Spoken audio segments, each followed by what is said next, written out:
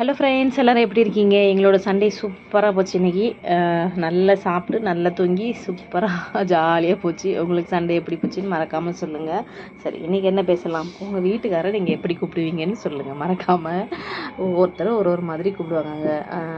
செல்லக்குட்டி, பட்டுக்குட்டி, லட்டு, புச்சு இப்படியெல்லாம் கூட கூப்பிடுறாங்க. ஒரு சில பேர் ஏங்க வாங்கன்னு கூப்பிடுவாங்க. அந்த காலத்துலலாம் வீட்டுக்கார பேரே கூட சொல்ல மாட்டாங்க. ஆனால் இப்போல்லாம் அப்படி இல்லைங்க, எல்லோரும் பேர் சொல்லி கூப்பிட ஆரம்பிச்சிட்டாங்க.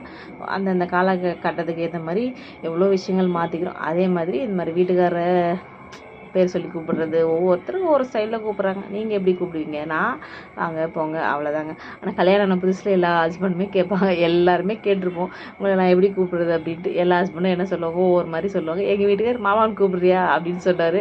அது என்னமோ கிண்டல் பண்ணுற மாதிரி இருக்குது. எனக்கே ஒரே காமெடியாக சிரிப்பாக வந்துச்சு. அதனால் அப்படிலாம் கூப்பிடல, வாங்க போங்க அப்படி தான் நான் கூப்பிடுவேன். நீங்கள் எப்படி கூப்பிடுவீங்கன்னு மறக்காமல் கமெண்ட் பண்ணுங்கள். Bye friends.